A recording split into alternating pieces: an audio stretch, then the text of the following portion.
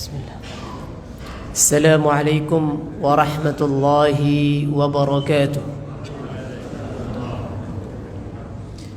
إن الحمد لله نحمده ونستعينه ونستغفره ونعوذ بالله من شرور أنفسنا وسيئات أعمالنا.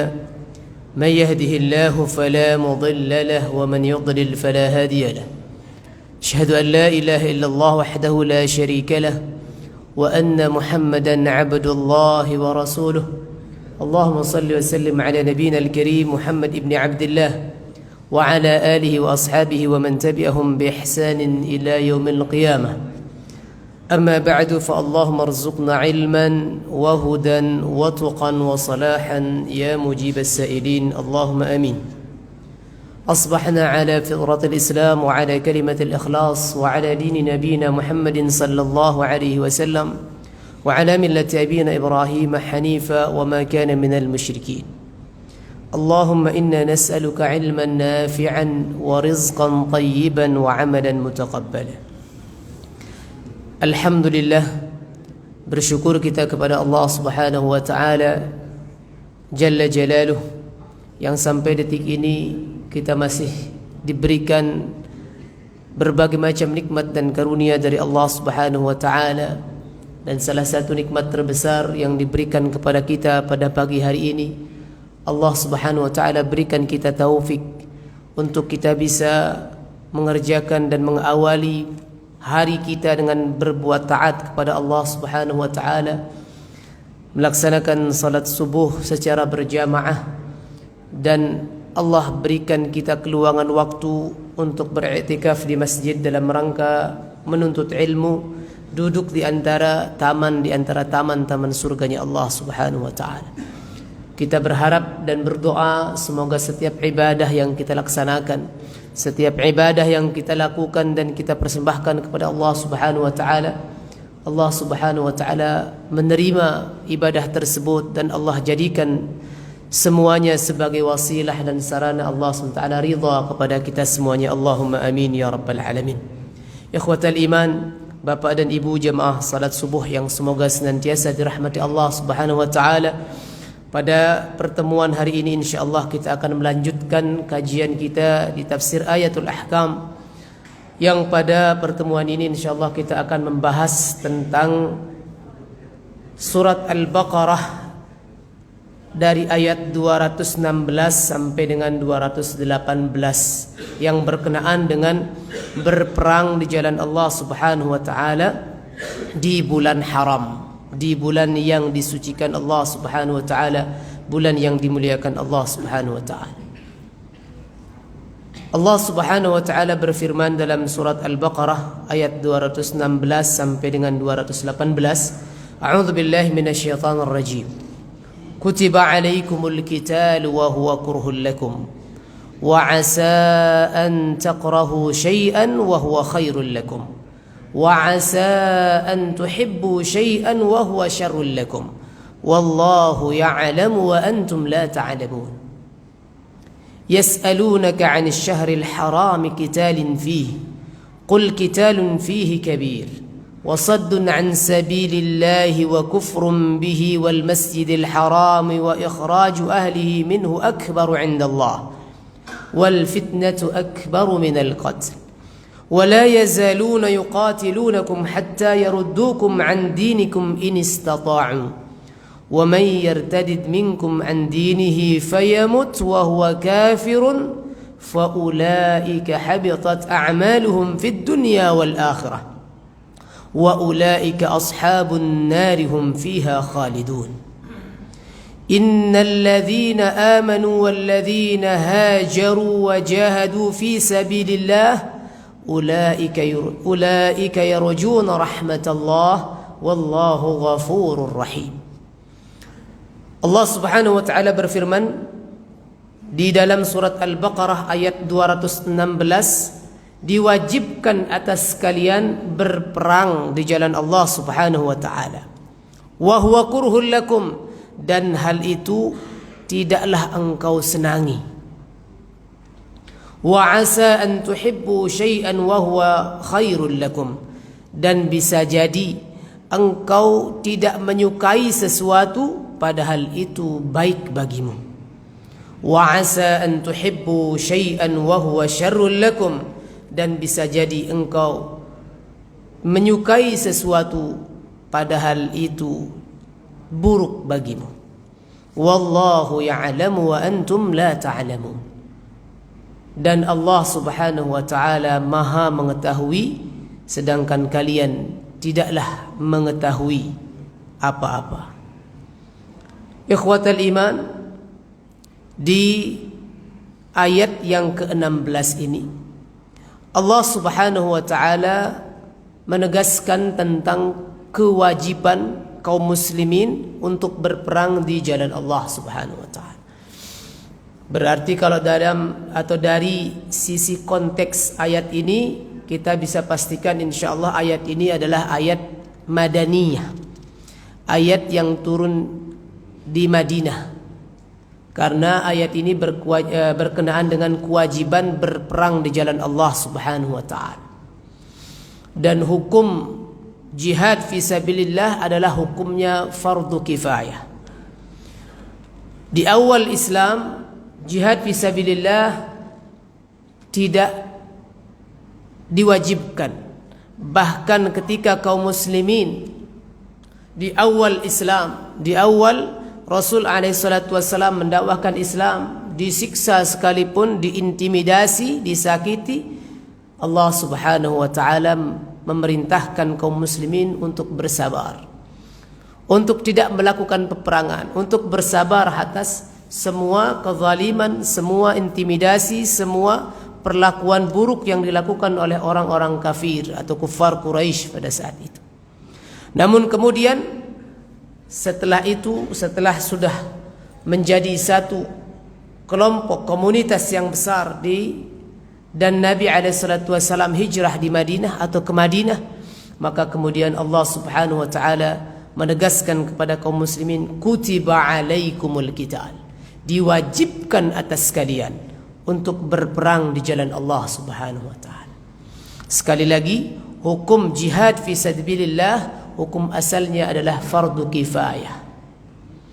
Namun bisa jadi jihad itu menjadi fardu ain. Bisa jadi jihad itu menjadi fardu ain sebagaimana yang dikatakan oleh para ahli ilmi, para ulama kita, bahwa jihad bisa menjadi fardu ain karena 4 hal. Yang pertama, kalau seseorang sudah masuk medan perang, maka wajib fardu ain bagi dia untuk tidak boleh meninggalkan medan perang. Kalau sudah masuk ke medan perang, ke medan jihad, maka sudah fardu ain bagi orang tersebut dan tidak boleh untuk mundur satu langkah pun ke belakang. Bahkan mundur dari medan perang termasuk salah satu dosa besar. Kemudian yang kedua, yang menjadikan seseorang itu atau yang menjadikan jihad menjadi fardu ain, kewajiban bagi setiap individu, adalah ketika seorang penguasa, imam, memerintahkan seseorang untuk maju ke medan perang, berjihad fi sabilillah, maka pada saat itu jihad hukumnya fardu ain. Yang ketiga, jika musuh sudah masuk ke daerahnya untuk memeranginya, maka wajib bagi setiap orang yang berada di tempat tersebut untuk membela negaranya, untuk membela wilayahnya. Dan pada saat itu wajib atau fardu ain bagi setiap individu untuk melakukan jihad fi sabilillah, untuk melakukan peperangan di jalan Allah Subhanahu wa taala. Dan yang keempat, kalau ada seseorang yang memiliki kekhususan atau keahlian khusus, ada seseorang yang memiliki keahlian khusus yang dibutuhkan di medan perang, maka wajib bagi dia secara individu untuk masuk ikut terlibat dalam peperangan tersebut. Misal ada seseorang yang ahli merakit bom, orang yang ahli menjinakkan bom, atau dia ahli strategi berperang dan lain sebagainya, maka wajib bagi orang tersebut untuk ikut berperang fi sabilillah. Ini adalah beberapa keadaan, 4 keadaan yang disebutkan oleh para ulama kita yang menjadikan jihad atau berperang di jalan Allah Subhanahu wa taala menjadi fardu ain. Dan hukum asal daripada jihad fi sabilillah adalah fardu kifayah. Jika di satu komunitas, satu tempat sudah ada yang melaksanakan jihad, maka gugur bagi kaum muslimin yang lainnya kewajiban tersebut. Maka sekali lagi Allah Subhanahu wa taala mewajibkan seseorang atau mewajibkan kaum muslimin untuk berjihad fi sabilillah dengan ayat yang surat Al-Baqarah ayat ke-16 ini. Ini yang pertama. Yang kedua, kita harus paham betul bahwa berperang itu dalam Islam bukan menjadi tujuan. Berperang di jalan Allah, memerangi kaum kafir dalam Islam bukanlah menjadi tujuan. Namun dia adalah salah satu cara untuk melakukan tindakan preventif ketika kaum muslimin dicegah dalam menyampaikan Islam. Jadi sekali lagi, berperang itu bukanlah tujuan yang dijadikan oleh kaum muslimin untuk memaksa orang-orang yang di luar Islam masuk ke dalam Islam. Tidak. Dia hanya salah satu cara. Sehingga kita lihat dalam sejarah Nabi SAW, dalam sirah Nabi SAW, setiap Nabi mengirimkan sahabat, mengirimkan pasukan ke beberapa tempat yang ingin didakwahi dan ingin diseru kepada Islam. Maka yang pertama Nabi SAW perintahkan kepada setiap sahabat adalah datangi mereka dan ajak mereka ke dalam Islam. Diseru dulu, kalau mereka kemudian mengiyakan, maka tidak akan pernah ada peperangan. Kemudian yang kedua, kalau mereka menolak, maka diberikan pilihan yang kedua. Tidak langsung diperangi, tidak kemudian diserang karena mereka tidak mau memeluk Islam. Diberikan pilihan yang kedua. Kalau tidak mau mengikuti Islam atau masuk ke dalam Islam, maka diberikan pilihan yang kedua kepada mereka agar mereka tunduk kepada hukum-hukum Islam dan mereka membayar jizyah. Jika mereka tetap kemudian berdiri kepada pendirian mereka untuk tidak ikut masuk Islam, tadi kemudian mereka mau tunduk kepada hukum-hukum dan syariat Islam dengan membayar jizyah, maka mereka pun tidak pernah akan diperangi. Kemudian yang ketiga, jika mereka pun menolak hal tersebut dan menghalangi kaum muslimin untuk masuk ke wilayah tersebut dengan keras, dengan berbagai macam peralatan perang, maka kaum muslimin akan masuk tetap merongrong untuk menyebarkan Islam meskipun dengan kekerasan itu. Baru terjadi peperangan. Karena kaum muslimin dihalangi dan tidak diperbolehkan untuk mengajak dan menyeru tempat tersebut atau wilayah tersebut ke dalam Islam. Baru kemudian ada peperangan.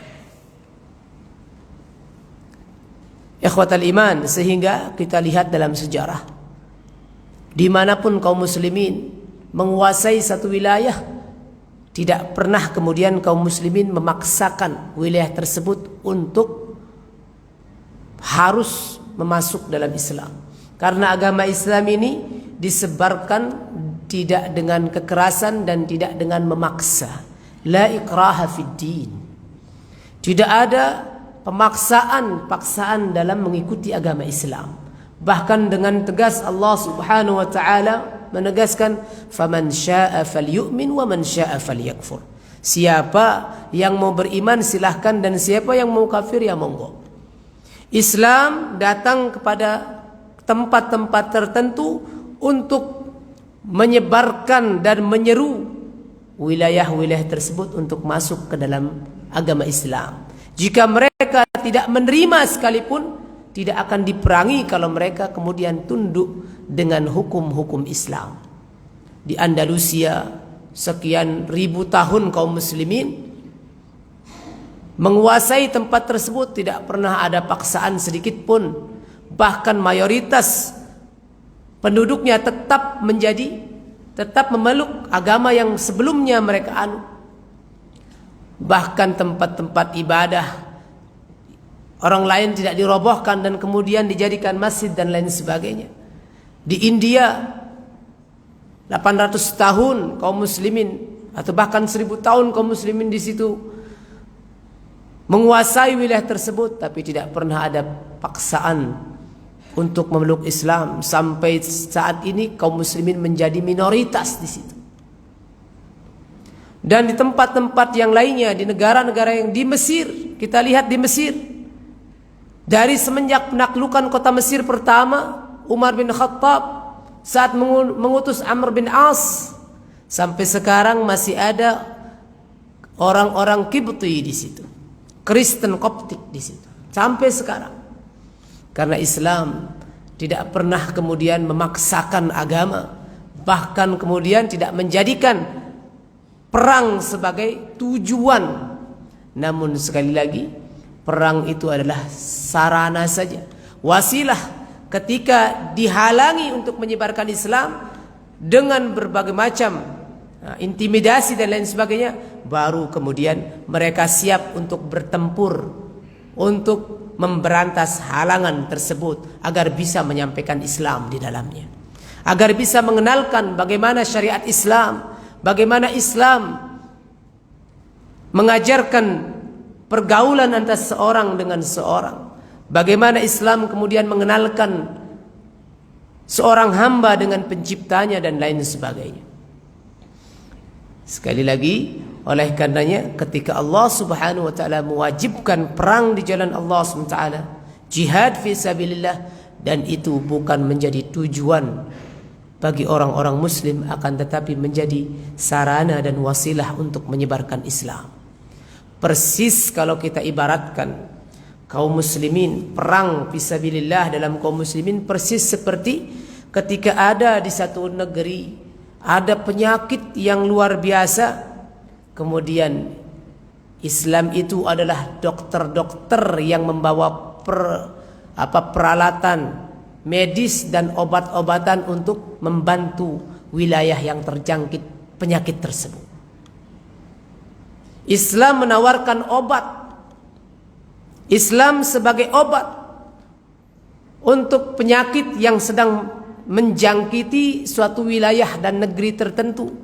Oleh karenanya jika dia dihalangi untuk berbuat baik, mengobati, memberikan pelayanan kesehatan di negara tersebut, maka dia pun dengan paksa, apa boleh buat, harus dengan paksa, maka pun harus jadi, karena dengan niatan untuk, dengan tujuan untuk menolong orang-orang yang sakit di tempat tersebut.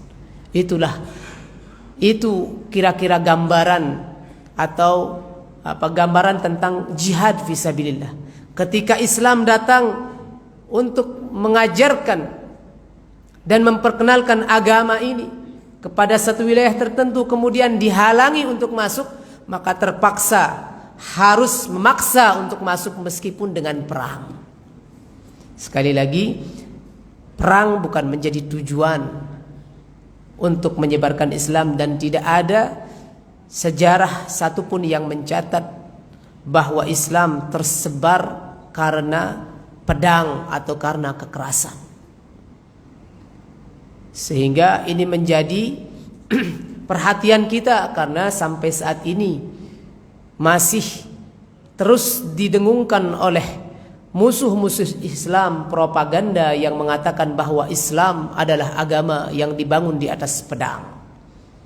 Islam adalah agama teroris, agama kekerasan, yang dia disebarkan hanya dengan kekerasan. Sekali lagi tidak, dan itu sangatlah tidak benar, karena setiap kali Islam atau kaum muslimin diutus kepada wilayah tertentu, selalu yang dikedepankan adalah seruan dan ajakan untuk masuk ke dalam Islam dan mempelajari Islam, mempelajari bagaimana indahnya syariat Islam, bagaimana seseorang bisa betul-betul dia bisa menjadi seorang manusia yang diciptakan Allah Subhanahu wa taala. Dan perang menjadi solusi terakhir jika kaum muslimin dihalangi dan tidak diberikan izin untuk masuk ke suatu wilayah untuk menyebarkan Islam dan untuk mendakwahkan Islam. Maka Allah Subhanahu wa taala kemudian di sini mewajibkan kaum muslimin untuk berperang, dan di sini Allah Subhanahu wa taala tegaskan, Bapak dan Ibu yang dirahmati Allah Subhanahu wa taala, kutiba alaikumul qital wa huwa kurhul lakum. Diwajibkan atas kalian berperang dan dia adalah sesuatu yang tidak kalian senangi. Manusia atau kita tidak suka berperang di jalan Allah. Kenapa? Berperang itu satu, tidak sesuai dengan nafsu kita, tidak sesuai dengan apa yang ingin kita kehendaki. Berperang hanya ada beberapa kemungkinan saja. Yang pertama, kita habis harta, membutuhkan harta, membutuhkan waktu, kita tinggalkan keluarga, kita tinggalkan seluruh kehidupan kita yang berkaitan sebelumnya, usaha kita, mata pencaharian kita dan lain sebagainya.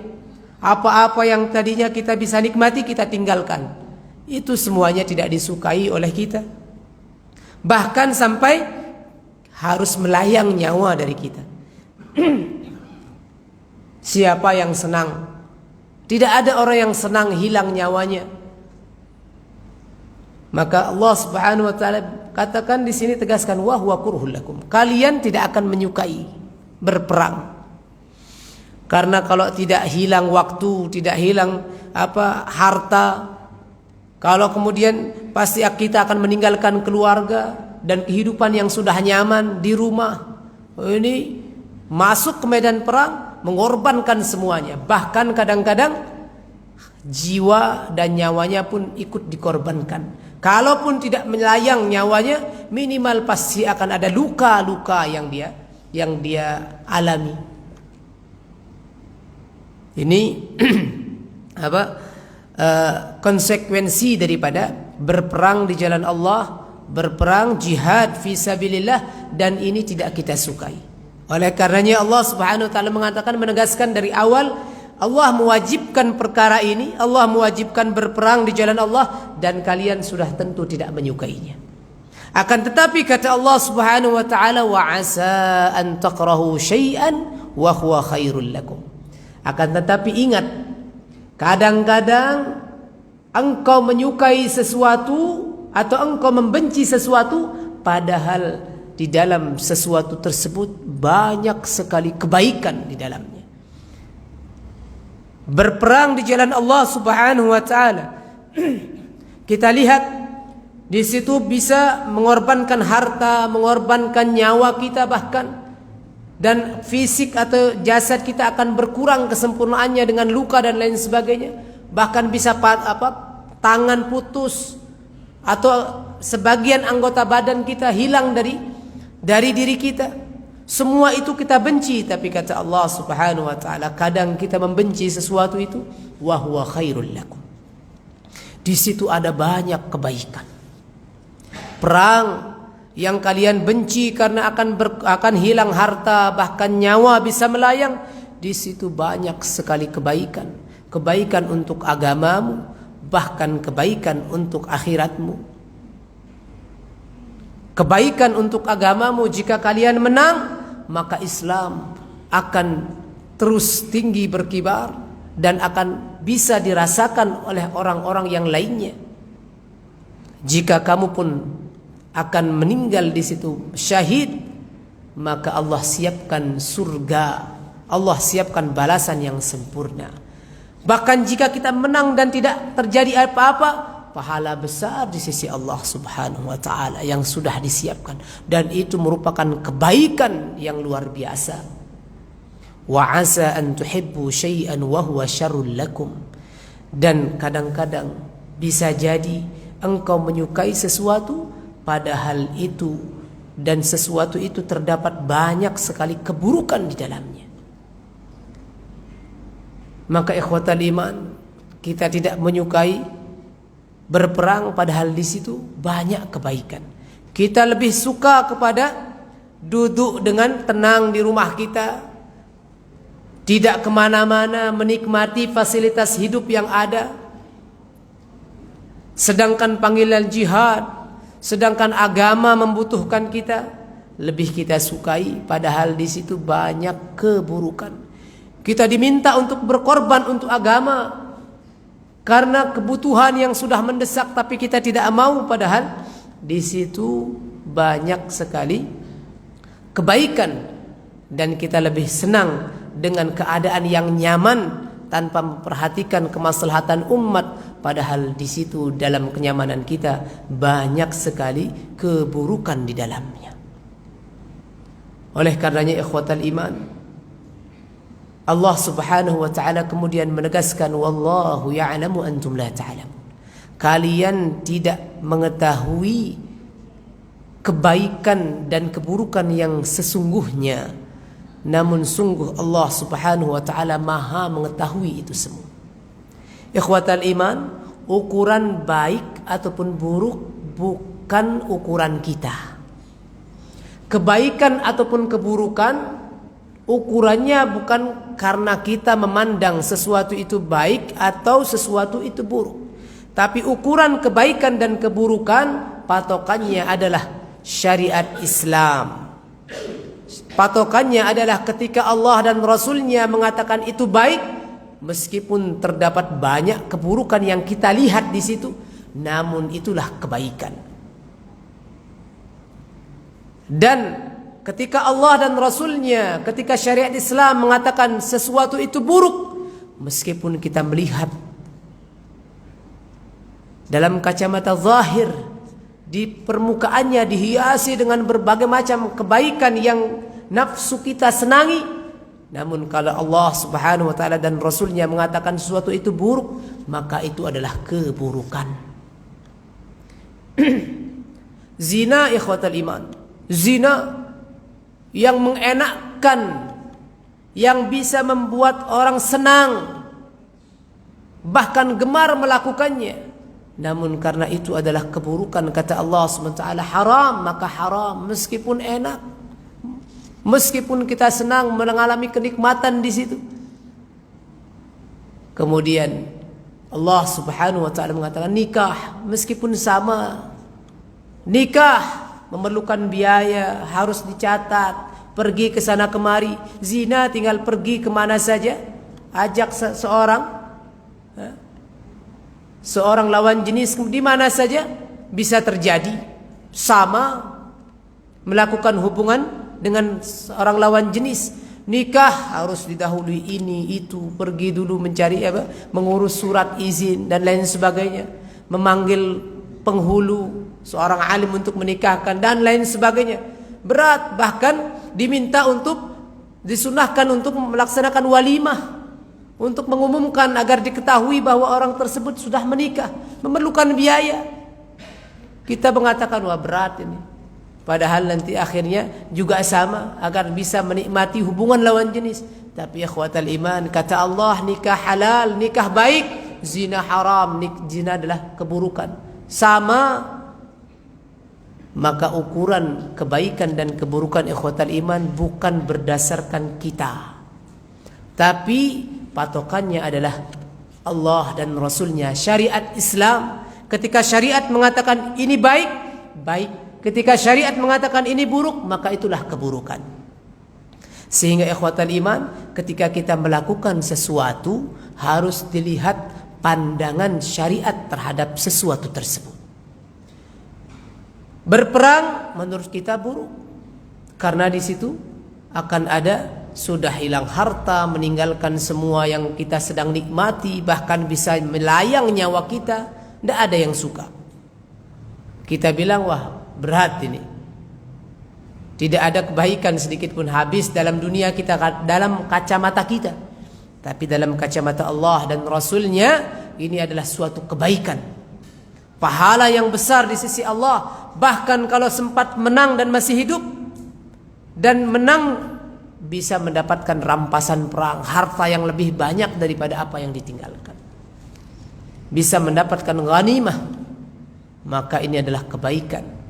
Sehingga sekali lagi ukuran kebaikan itu adalah berdasarkan kebaikan yang ditentukan oleh Allah dan Rasulnya berdasarkan syariat.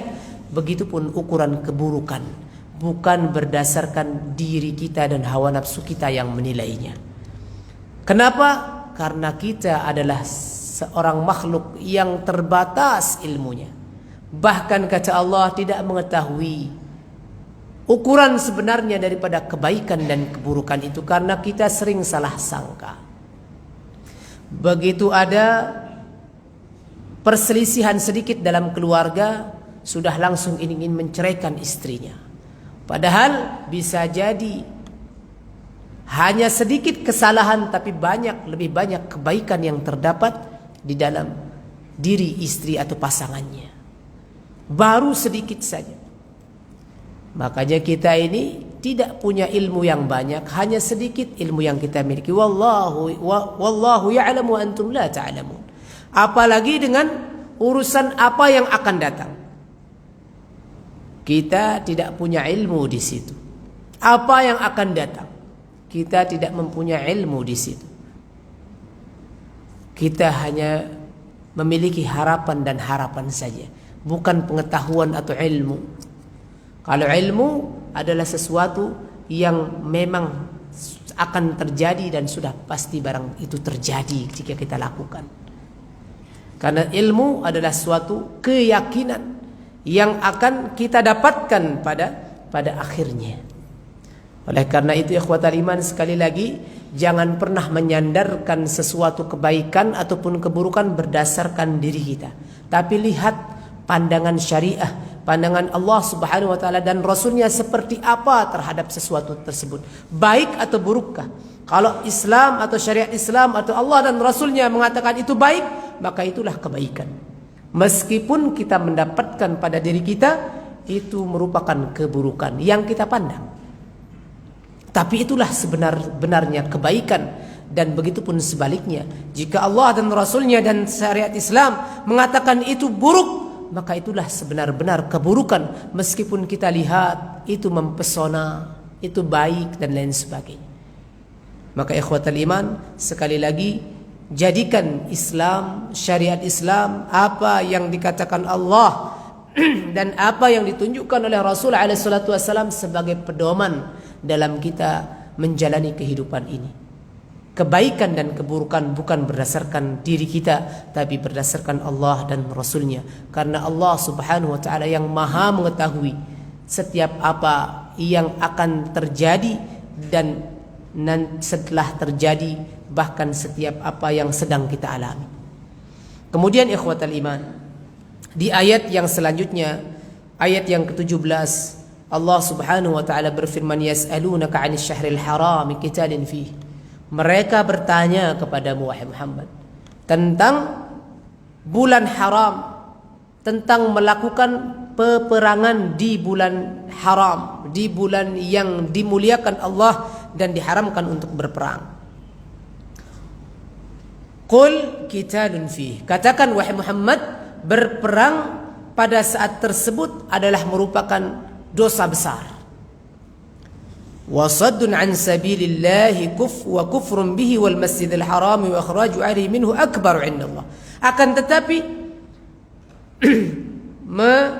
mencegah orang, menghalangi seseorang dari jalan Allah dan memaksa orang untuk berbuat kufur kepada Allah Subhanahu wa taala, mengintimidasi mereka dan mengeluarkan mereka, bahkan tidak membolehkan mereka untuk masuk ke dalam Masjidil Haram, bahkan mengusir mereka darinya, adalah suatu yang lebih besar daripada berperang. Ikhwatal iman, Ibnu Abbas radhiyallahu anhuma meriwayatkan tentang sebab turunnya ayat ini. Suatu ketika Nabi SAW sudah berada di Madinah. Beliau SAW memerintahkan satu pasukan untuk pergi ke Makkah melihat keadaan orang-orang kafir Quraisy di sana. Melihat kondisi Makkah. Bagaimana kondisi Makkah saat ini, kafir Quraisy seperti apa saat ini setelah mereka hijrah ke Madinah. Maka kemudian Rasulullah SAW memerintahkan Abdullah bin Jahsh, sepupu beliau, untuk pergi ke Makkah bersama dengan beberapa orang muhajirin. Dan Nabi SAW memberikan secarik kertas kepada Abdullah bin Jahsh dan berpesan kepada beliau, jangan engkau membuka surat ini kecuali setelah 2 hari yang akan datang. Setelah engkau sampai di tempat ini, Nabi SAW sampaikan, setelah engkau sampai di tempat ini setelah 2 hari nanti, baru kemudian buka suratnya. Setelah engkau buka suratnya dan engkau mengetahui isinya, maka jangan engkau memaksa orang-orang yang ikut denganmu untuk ikut menemanimu. Kalau mereka mau pulang, biarkan mereka. Jangan paksa mereka ikut menemanimu sampai tujuan, sampai ke Makkah. Maka kemudian Abdullah bin Jahsh dan beberapa orang muhajirin, kira-kira 9 orang muhajirin, kurang lebih beberapa orang dibawa untuk pergi ke Makkah melihat kondisi kafir Quraisy saat itu. Setelah sampai, sudah 2 hari perjalanan di satu tempat yang bernama Nakhlah. Kemudian beliau membuka surat itu. Setelah sampai di satu tempat sudah 2 hari, dibuka surat itu. Kemudian di situ didapatkan bahwa beliau ini diminta untuk melanjutkan sendiri perjalanannya ke kota Makkah untuk melihat kondisi orang-orang Quraisy, kafir Quraisy. Maka disampaikan kepada semua yang hadir yang ikut membersamainya, dan tidak ada dipaksa sedikit pun, namun mereka kemudian tetap bersikukuh untuk tidak meninggalkan dan sendirian Abdullah bin Jahsh, dan ikut tetap membersamai, mengiringi langkahnya untuk menuju Makkah. Kemudian mereka pun bersepakat untuk melanjutkan perjalanan. Jadi setelah sampai, sudah perjalanan 2 hari, kira-kira 150 km mendekati Makkah. Mereka di situ Abdullah bin Jahsh membuka surat, kemudian mereka pun melanjutkan perjalanan setelah disampaikan kepada sahabat-sahabat yang ikut, orang-orang muhajirin yang ikut membersamainya, untuk dia pun tidak memaksa. Kalau kalian mau pulang silahkan, karena ini adalah perintah Nabi. Tapi kalau mau ikut, saya tidak bisa memaksa kalian, karena ini adalah perintah Nabi. Mereka semuanya ikut bersepakat untuk tetap membersamainya. Sampai kemudian mereka kira-kira sampai di tempat yang bernama Nakhlah, 50 km dari kota Makkah, sudah mendekati kota Makkah. Mereka beristirahat di situ. Setelah ketika mereka beristirahat, ternyata lewat rombongan orang-orang kafir Quraisy yang lengkap dengan persenjataannya, memergoki orang-orang Muslim. Akhirnya mereka diancam, tapi mereka tidak surut sedikit pun, dan itu terjadi di bulan haram, di bulan Rajab. Maka kemudian kaum muslimin yang saat itu masih dalam kondisi emosional tentunya, wah ini kesempatan bagus bagi kami. Kami yang diusir, diintimidasi, bahkan dirampas semua rumah, harta kami tidak bisa kami selamatkan. Tidak, kami diambil, dirampas oleh orang-orang kafir. Ini kesempatan. Kata kaum muslimin, orang-orang muhajirin yang pada saat itu membersamai Abdullah bin Jahash ini kesempatan membalas mereka. Akhirnya terjadi pertempuran di situ. Dan singkat cerita kaum muslimin menang dan semua harta yang dibawa oleh rombongan tersebut diambil sebagai ghanimah. Datanglah kemudian sampai mereka kembali ke Makkah, tersebar luas informasi itu, bahkan Abdullah bin Jahash dan beberapa orang muhajirin itu digunjing oleh kaum muslimin dan orang-orang kafir terlebih lagi. Mereka mengatakan Muhammad dan para sahabatnya ini telah mendurhakai Allah, telah menodai kesucian bulan haram dan lain sebagainya. Ini adalah senjata mereka, senjata ampuh mereka untuk menyerang Nabi, bahwa Nabi ini tidak konsisten. Bulan haram, bulan yang kita agungkan, bulan yang kita muliakan, yang tidak boleh terjadi peperangan di situ. Tapi Nabi dan sahabatnya ini, kaum muslimin, mereka menyerang, bahkan membunuh orang-orang kafir Quraisy pada saat itu. Sampai kemudian ditanya sahabat-sahabat yang lain di Madinah pun ramai menyalahkan Abdullah bin Jahash dan beberapa sahabat-sahabat yang ikut. Kemudian mereka bertanya kepada Nabi, yas'alunaka 'anil syahril haram qitalin fi. Maka turun kemudian ayat ini menjawab pertanyaan mereka, menjawab isu yang berkembang, propaganda yang berkembang itu, yang mengatakan bahwasanya orang-orang muslim telah menodai bulan yang haram, telah menodai bulan yang suci, kesucian bulan Rajab, bulan yang diharamkan, bulan yang disucikan, yang tidak boleh ada peperangan dan pertumpahan darah di situ. Maka datang kemudian turun ayat ini untuk memberikan jawaban atas gunjingan dan tuduhan mereka, propaganda yang disebarkan oleh orang-orang kafir, yang juga itu diaminkan oleh beberapa orang-orang muslim pada saat itu di Madinah. Dijawab dengan ayat ini oleh Allah SWT dan membenarkan perbuatan yang dilakukan oleh Abdullah bin Jahash. Allah Subhanahu wa taala di sini kemudian menegaskan, yas'alunaka 'anil syahril harami qitalin fi. Muhammad, mereka menanyakan tentang, berkomentar bahwasanya berperang di bulan haram itu, atau apa hukumnya untuk berperang di bulan haram. Maka katakan Muhammad, berperang di bulan haram itu adalah dosa besar. Akan tetapi katakan kepada mereka Muhammad, wasaddun an sabilillah, mencegah seseorang, menghalangi seseorang di jalan Allah Subhanahu wa taala, wa kufrum bihi wal masjidil haram, dan menentang mereka, bahkan menghalangi mereka untuk masuk ke Masjidil Haram, mengintimidasi mereka, menyiksa mereka, wa ikhraju alihi minhu, dan mengusir penduduknya dari Masjidil Haram, dari kota Makkah. Itu semua lebih besar dibandingkan berperang di sisi Allah Subhanahu wa taala. Berperang tidak ada apa-apanya, tapi menyiksa, mengintimidasi, bahkan merampas dan mengambil semua apa yang dimiliki oleh orang lain dari tempatnya sendiri, itu lebih berat dan lebih besar perkaranya daripada membunuh. Wal fitnatu akbaru minal qatli.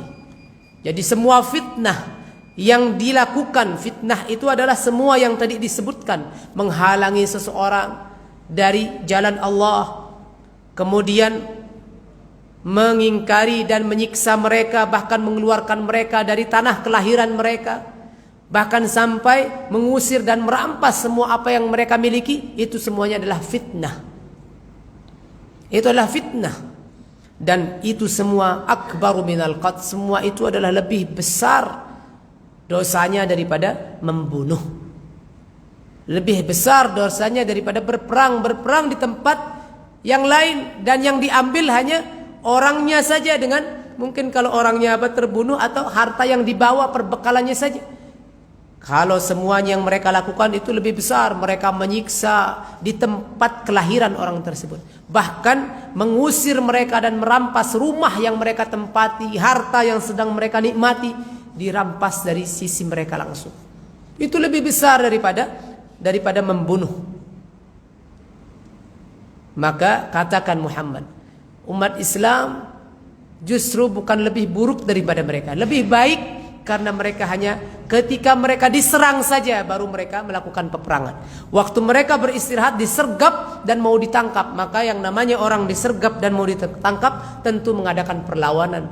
Dan setelah mengadakan perlawanan, mereka menang. Sungguh orang-orang kafir Quraisy yang mengatakan Muhammad telah mengingkari kesucian bulan haram, merekalah yang lebih besar. Mereka yang lebih besar perlakuan keburukannya kepada orang-orang muslim, yang memfitnah mereka, yang memberikan rasa sakit yang begitu besar, mengintimidasi, menyiksa, bahkan merampas harta dan tempat tinggalnya. Itu lebih besar daripada berperang yang sifatnya adalah melakukan perlawanan dan pembelaan. Dan kemudian Allah Subhanahu wa taala menegaskan, wala yazaluna yuqatilunakum hatta yaruddukum an dinikum in istata'u. Orang-orang kafir ikhwatal iman, mereka tidak akan pernah berhenti untuk memerangi orang-orang Islam sampai kemudian orang-orang Islam murtad dari agama mereka. Ini adalah sesuatu yang Allah Subhanahu wa taala tegaskan dalam Al-Qur'an. Sifat dan tabi'ah mereka, sifat asli orang-orang kafir adalah mereka tidak akan pernah ridha dengan Islam. Seperti apapun, wala yazaluna yuqatilunakum, mereka pasti akan senantiasa tidak akan pernah ridha, tidak akan pernah tinggal diam, pasti akan selalu berusaha. Terus la yazalun, terus sampai sekarang, bahkan nanti sampai hari kiamat mereka akan terus berusaha menghalangi orang Islam, menghalangi mereka dan agar mereka murtad keluar dari Islam. Ini usaha mereka. Walan tardu ankal yahud walan nasara hatta tattabi'a millatahum, mereka tidak akan pernah ridha. Orang Yahudi, orang Nasrani, orang kafir secara keseluruhan, mereka tidak akan pernah ridha dengan Islam sampai kemudian orang-orang Islam meninggalkan agama mereka. Tapi Allah Subhanahu wa taala kemudian tegaskan, inistata'u. Kalau kita lihat dari segi bahasa secara zahir, secara nampak, inistata'u, jika mereka bisa. Jadi mereka akan terus mengadakan semua usaha yang mereka miliki agar umat Islam murtad keluar dari agama mereka semaksimal usaha mereka sampai mentok usaha mereka.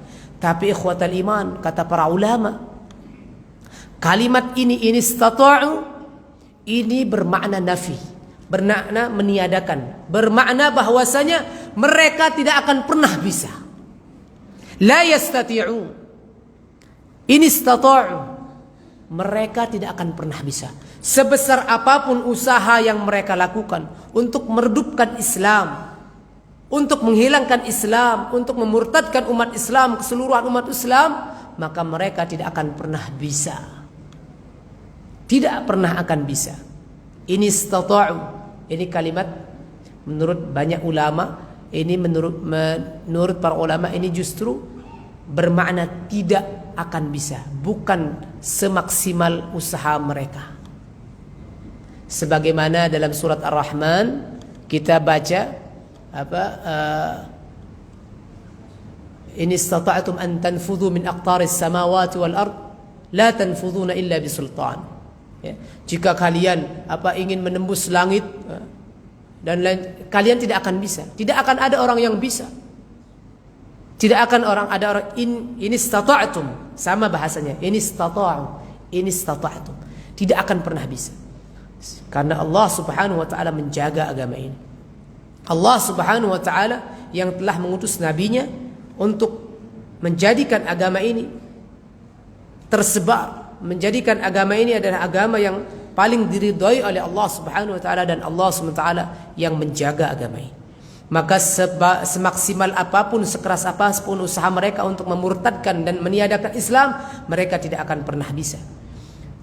Dan jika ada orang-orang Islam yang kemudian terpengaruh dengan usaha dan propaganda yang mereka gencarkan, Maka Allah Subhanahu wa taala di sini memperingatkan, wa man yartadid minkum an dinihi fayamut wa huwa kafir faulaika habitat a'maluhum fid dunya wal akhirah. Siapa saja di antara orang-orang muslim yang kemudian termakan dengan propaganda, ajakan, bujukan, rayuan orang-orang kafir untuk meninggalkan Islam, kemudian mereka murtad keluar dari Islam, mati mereka dalam keadaan kafir, faulaika habitat a'maluhum fid dunya wal akhirah. Maka seluruh amal yang pernah dilakukannya gugur habis di dunia dan di akhirat. Habis, gugur, tidak dianggap oleh Islam.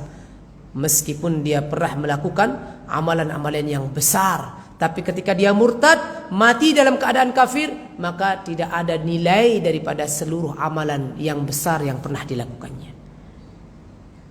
Dan orang-orang yang murtad, bapak dan ibu yang dirahmati Allah SWT, ada hukumannya dalam Islam. Ada hukumannya. Apa hukumannya? Al-qatlu, dibunuh. As-saifu. Jadi orang yang sudah murtad, maka dalam Islam mereka akan diminta tobat dulu, diajak tobat dulu 3 hari, diajak tobat dulu, yustatab bahasanya, diajak tobat, diminta untuk bertobat, didakwahi lagi dulu. Kalau 3 hari dia tidak mau, maka dibunuh. Ini adalah hukuman had dalam Islam, bukan balasan, hukuman. Bukan kalau orang ini murtad harus dibunuh, balasan dia. Hukuman sama dengan ketika orang mencuri dipotong tangan. Ketika orang berzina, kalau dia belum menikah dicambuk. Kalau dia sudah menikah dirajam sama. Itu namanya had, hudud, hukuman. Bukan balasan. Hukuman. Kalau orang sudah murtad, hukumannya ya dipenggal. Itu udah undang-undang Islam. Hukumannya dibunuh setelah dia diajak tobat, tidak mau, maka dibunuh langsung. Itu hukuman, itu had. Karena ketika dia masuk Islam tidak ada paksaan, tidak ada sedikit pun intimidasi, dia masuk dengan sukarela, dengan ridha.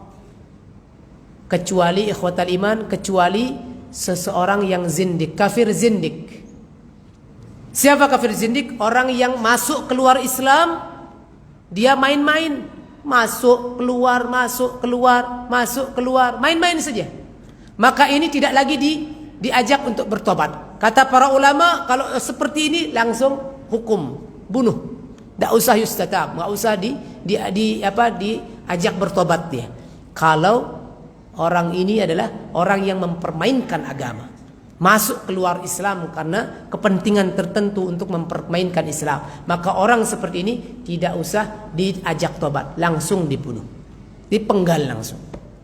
Kemudian ikhwatul iman, Allah Subhanahu wa taala menegaskan orang-orang yang murtad dan dalam keadaan kafir mati, maka mereka akan hilang seluruh amalnya, tidak dianggap, dan mereka akan menjadi penghuni neraka yang kekal di dalamnya. Kekal mereka di dalam. Innal ladzina amanu wal ladzina hajaru wa jahadu fi sabilillah ulaika yarjuna rahmatallah wallahu ghafurur rahim. Maka kemudian ayat ini menegaskan tentang posisi daripada Abdullah bin Jahsh dan semua kaum muhajirin yang ikut bersama mereka yang telah menang di dalam pertempuran dengan orang-orang kaum kafir Quraisy yang menyergap mereka ketika mereka berada di tengah jalan tadi. Sesungguhnya orang-orang mukmin yang mereka berhijrah dari kota Makkah ke kota Madinah dan kemudian mereka melakukan jihad fisabilillah, mereka adalah orang-orang yang mengharapkan rahmat Allah. Mereka adalah orang-orang yang mengharapkan rahmat Allah, dan Allah Subhanahu wa taala akan memberikan rahmat dan pengampunannya kepada mereka. Sehingga ini ayat ini dari ayat 217 dan 218 memberikan keteguhan kepada sahabat yang tadi Abdullah bin Jahsh dan rombongan yang tadi digunjing telah menghina bulan haram, telah menodai bulan yang suci, mengadakan peperangan dan lain sebagainya, bahkan mengambil rampasan perangnya, ghanimahnya dibawa. Kemudian dibebaskan tuduhan-tuduhan tersebut oleh ayat ini. Justru apa yang dilakukan oleh orang kafir belum seberapa dibandingkan perang yang dilakukan oleh orang muslim, perlawanan yang dilakukan oleh orang muslim. Mereka jauh lebih besar penodaannya terhadap bulan yang haram. Wallahu taala a'la wa a'lam bishawab. Ini kira-kira sekedar tafsir yang pertama yang bisa kita ambil dari surat Al-Baqarah ayat 216 dan 200 sampai 218 yang insyaallah di sini ada beberapa hukum nanti yang akan kita pelajari, ya, yang akan kita sama-sama kaji. Yang pertama nanti di sini, apakah boleh berperang di bulan haram sebagaimana yang dilakukan oleh sahabat itu?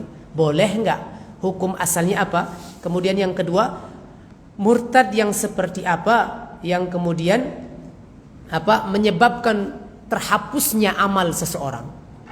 Murtad yang seperti apa? Terus apa maksud ayat yang tadi disampaikan di ayat 217? Ketika seseorang murtad, habis amalnya semua tidak dianggap dan kekal di dalam neraka, itu murtad yang seperti apa? Apakah disyaratkan dia harus mati dalam kekafiran atau hanya sekedar murtad kemudian habis seluruh amalnya? Misal kalau orang pernah berhaji, setelah dia berhaji, pulang haji, bla bla, berapa bulan setelahnya dia murtad. Kemudian setelah itu diajak tobat, dia tobat lagi. Apakah pahala hajinya gugur, harus haji lagi? Atau masih tercatat dan lain sebagainya. Insyaallah nanti kita akan bicarakan perkara-perkara ini, hukum-hukum yang berkaitan dengan ini pada pertemuan berikutnya insyaallah. Jazakumullahu khairan wa barakallahu fikum. Demikian yang bisa disampaikan. Ada pertanyaan? Ada yang kurang jelas dari apa yang disampaikan? Insyaallah cukup Pak ya. Cukup insyaallah, sudah lewat banyak. Mohon maaf sebelumnya. Ya baik, sampai di sini mungkin pertemuan kita, kajian kita pada pertemuan kali ini. Mudah-mudahan bermanfaat apa yang disampaikan, mudah-mudahan bisa difahami dan mudah-mudahan bisa kita sama-sama amalkan.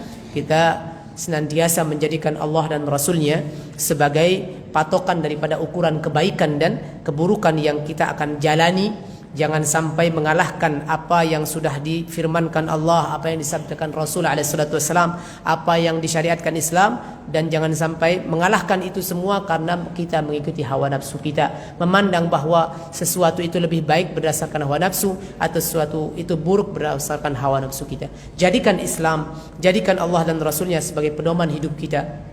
Apapun yang diputuskan oleh Allah dan Rasulnya dan dipandang baik menurut Allah dan Rasulnya, itu dah kebaikan. Dan apapun yang diputuskan dan dipandang buruk oleh Allah dan Rasulnya dan syariat Islam, itulah sebenar-benar keburukan yang harus kita jauhi. Semoga Allah subhanahu wa ta'ala senantiasa memberikan hidayah dan taufik kepada kita. Kita bisa istiqamah dalam ketaatan kepada Allah, istiqamah dalam melaksanakan perintah Allah, dan istiqamah dalam menjauhkan diri kita dari larangan Allah subhanahu wa ta'ala sampai kemudian ajal menjemput kita. Allahumma amin ya rabbal alamin. Hadana Allah wa iyyakum ajma'in. Subhanakallahumma wa bihamdika asyhadu an la ilaha illa anta astaghfiruka wa atubu ilaik. Syukran lakum. Wassalamu alaikum warahmatullahi wabarakatuh.